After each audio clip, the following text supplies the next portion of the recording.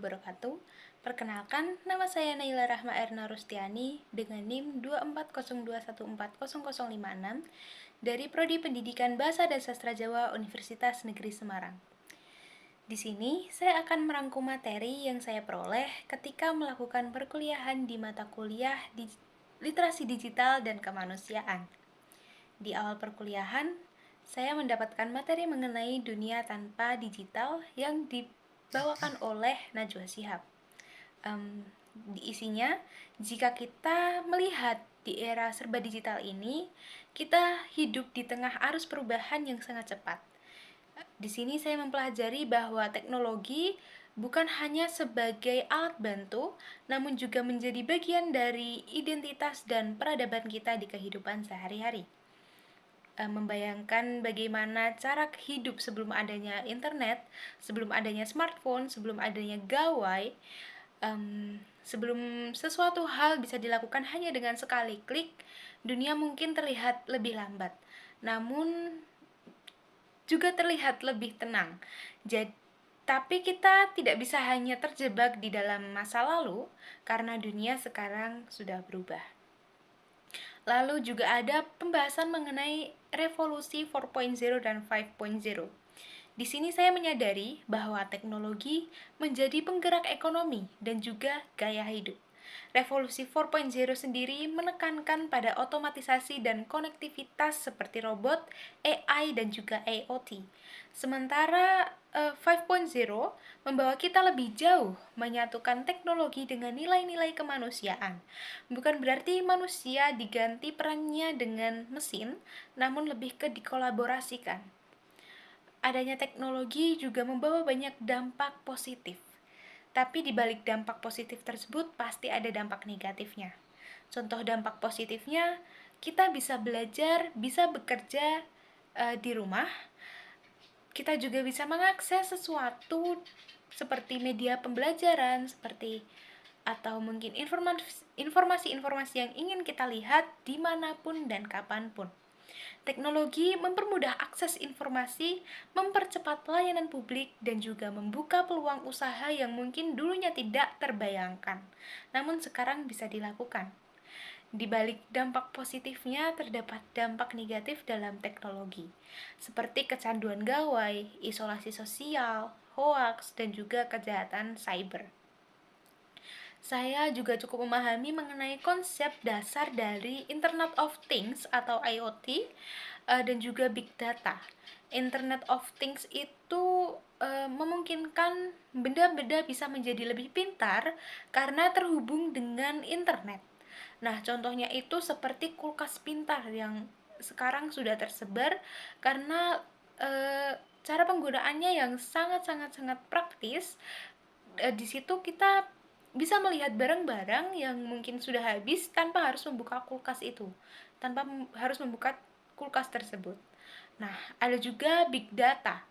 Apa sih big data itu? Big data memungkinkan kita untuk menganalisis bagaimana perilaku penggunaan dalam skala besar untuk berbagai kepentingan.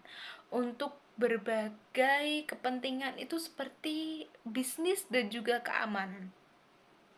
Lalu saya juga cukup memahami bagaimana teknologi digunakan untuk kehidupan sehari-hari, di mana sekarang contohnya pemanfaatan yang sangat luas itu seperti ada smart home, ada mobil pintar atau smart car, dan juga ada sistem pertanian modern yang berjalan karena adanya teknologi digital. Lalu ada juga pembahasan mengenai e-commerce. Saya sangat memahami mengenai e-commerce karena e-commerce itu hadir di kehidupan digital kita sehari-hari. Contohnya itu seperti adanya banyaknya aplikasi belanja online, pembayaran digital, dan juga sistem logistik otomatis yang bisa kita temukan dan gunakan sehari-hari.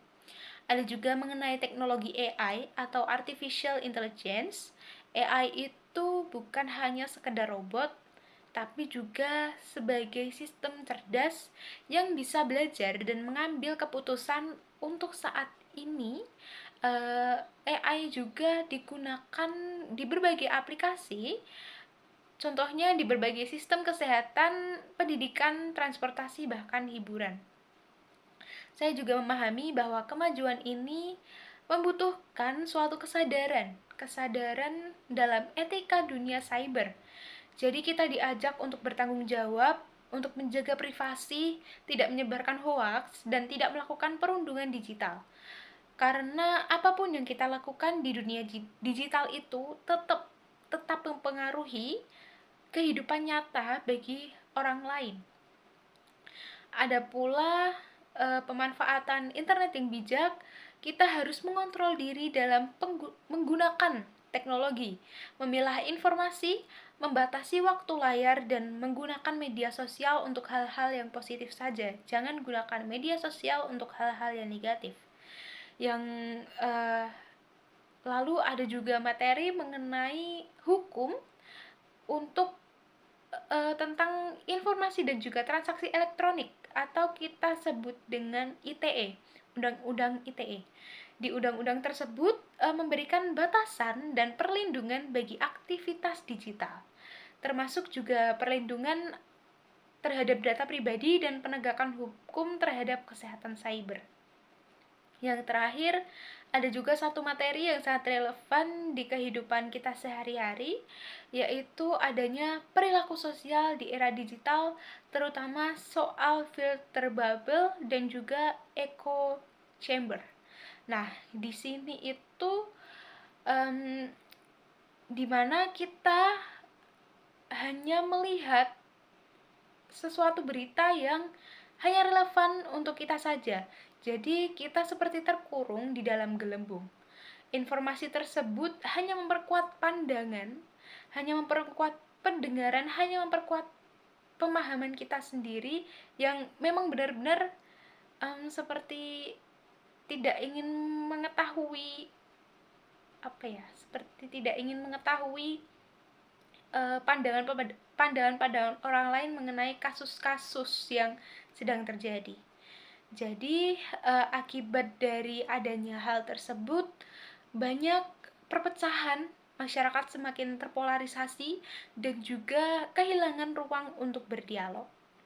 Jadi kesimpulan dari video ini, teknologi itu bukan hanya sebagai alat, tapi juga sebagai cermin dari nilai-nilai dan perilaku kita yang jadi kita itu harus memanfaatkan teknologi dengan bijak.